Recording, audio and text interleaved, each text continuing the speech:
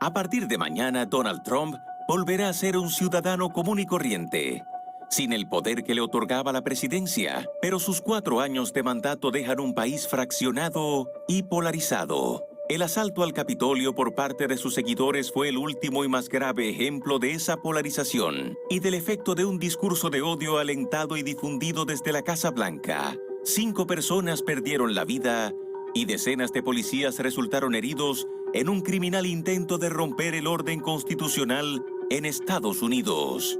Con un segundo impeachment o juicio político aprobado, su futuro es incierto, pero también lo es el futuro del país.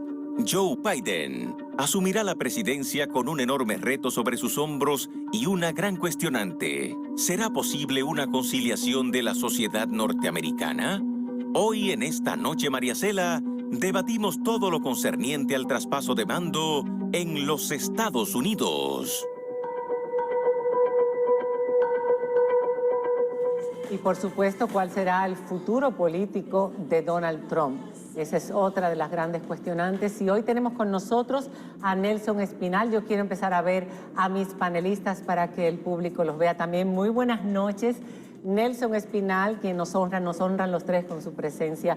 Pero Nelson es analista político. Nelson, además, y vamos a ver si yo lo traduzco bien, porque estaba en inglés originalmente, es un asociado del programa de debates de MIT Harvard, de la Escuela de Leyes de Harvard, es lo que tengo acá, y además presidente y fundador de Cambridge International Consulting, la compañía de consultoría internacional Cambridge y de la alianza Cambridge OMG. Muy buenas noches, Nelson, articulista. Articulista, además, con artículos muy interesantes en los últimos tiempos sobre la situación en los Estados Unidos. Tenemos también a Ricardo Pérez Fernández, un amigo de la casa, quien está de nuevo con nosotros, politólogo. Muy buenas noches, Ricardo. Bienvenido. Muy buenas noches.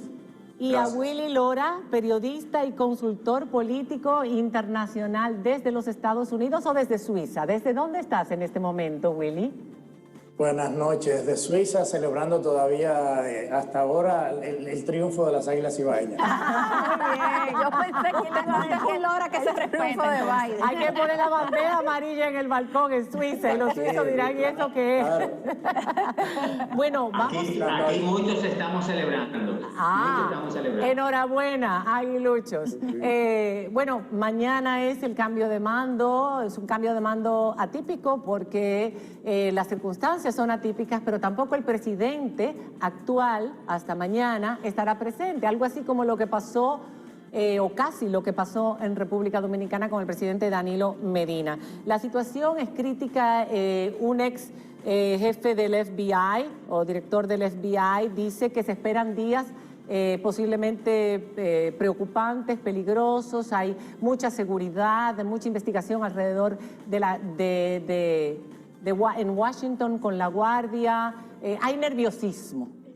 Me gustaría que ustedes nos dijeran, yo para empezar una pregunta, la gente habla de que la sociedad está totalmente polarizada. ¿Desde hace cuánto tiempo viene esta polarización en los Estados Unidos? Porque leyendo un artículo de Nelson, y es cierto, esto no es de ahora, y este hombre no es un accidente que le pasó a los Estados Unidos, don Nelson, ¿o sí?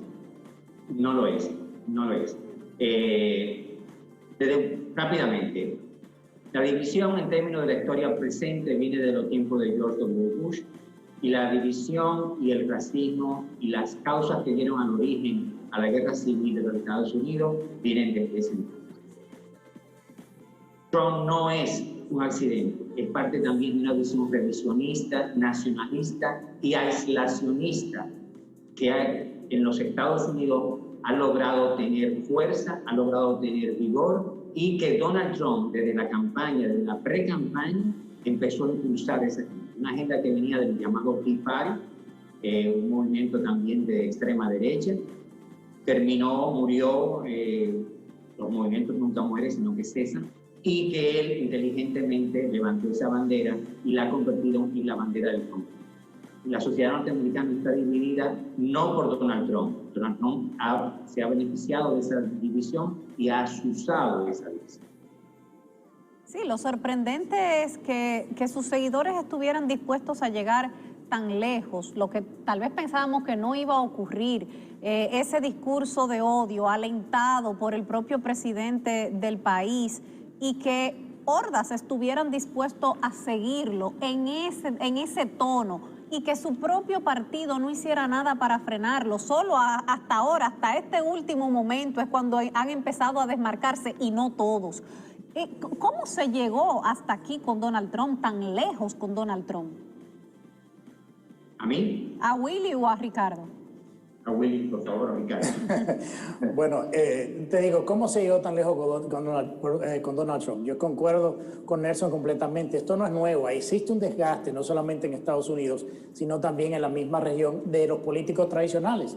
El tema de seguir mintiéndole a la ciudadanía, de seguir prometiéndoles cosas que nunca la van a cumplir, el engaño, todo eso ha dado paso a líderes como Donald Trump y otros líderes que han utilizado el populismo para llegar al poder. Entendamos de que Donald Trump y los republicanos, hasta el día de hoy, que salieron las últimas encuestas, todavía dentro de los republicanos, él mantiene una alta popularidad. ¿Por qué? Porque dentro de la política tradicional, él rompió con eso. Él rompió en el sentido de las cosas que prometió, en su gran mayoría casi las cumplió todas. Hizo 400 millas de muro, del muro que había prometido en la frontera, la economía más sólida en crecimiento antes del COVID, el desempleo más bajo entre los latinos, los afroamericanos, o sea, todo ese tipo de cosas se dieron. O sea, de política, por eso él tenía o ha tenido ese apoyo. Ahora, ¿por qué a último momento los republicanos, algunos de ellos salen y no le dan el apoyo y dicen que estuvieron en contra de los discursos y todo eso? Por una sencilla razón. Son republicanos que se quedan en el Congreso y tienen reelección en 2 años y tienen que distanciarse del presidente para poder mantenerse en el poder. Acordémonos de que el presidente sacó 75 millones de votos, casi la mitad de los votantes en Estados Unidos. Entonces, es una fuerza política importante. Yo creo que el hecho de que hemos llegado donde llegó Donald Trump, no es por coincidencia, es algo que se viene cocinando hace muchísimos años y, como decía Nelson, se solidificó más en las elecciones de Bush hijo y Gore, desde ese entonces. Entonces yo creo que lo que estamos viendo ahora es el resultado de todo eso, y lo importante es, ya sabiendo de todo esto que ha pasado, es hacia dónde vamos. Yo creo que esa es la parte más importante. A cualquiera de los... Ajá. Perdón, Sí, yo quería aportar antes de que pasáramos a cualquier otro tema sobre lo que ya han apuntado mis compañeros.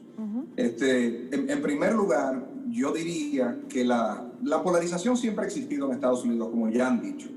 Pero esta nueva polarización que se ha visto, además, digamos, mucho más encrispada y acrecentada por las redes sociales, por el advenimiento de las redes sociales, realmente inicia con el nacimiento del neoconservadurismo que impulsó Ronald Reagan.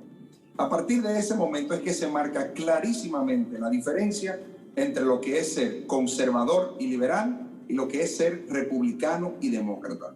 Y a partir de ahí, hasta llegar a un momento cúspide, un momento cumbre, que es en el que nos encontramos hoy en día, esa división y esa polarización ha venido solidificándose. En cuanto a Donald Trump, de por qué lo apoyaron y entonces ahora le retiran el apoyo, yo simplemente diría, lo apoyaron en principio porque Donald Trump fue y sigue siendo un fenómeno electoral. Es decir, en aquel entonces era oportuno políticamente sumarse a ese gran efecto de cola que representaba Donald Trump como actor en el ámbito electoral. Ahora, con las actuaciones de último momento, de las últimas semanas, sobre todo, donde la sociedad norteamericana mayoritariamente ha rechazado esta conducta, entonces lo abandonan por la misma razón que se quisieron montar sobre su estela en principio. Oportunismo político. Ya no les resulta conveniente. Ahora resulta más inteligente marcar distancia con el fenómeno Donald Trump y por ende lo hacen. Vamos a ver, se ha hablado mucho del famoso impeachment. A un día o ya cuando el presidente haya salido, ¿es constitucional impugnar al presidente saliente?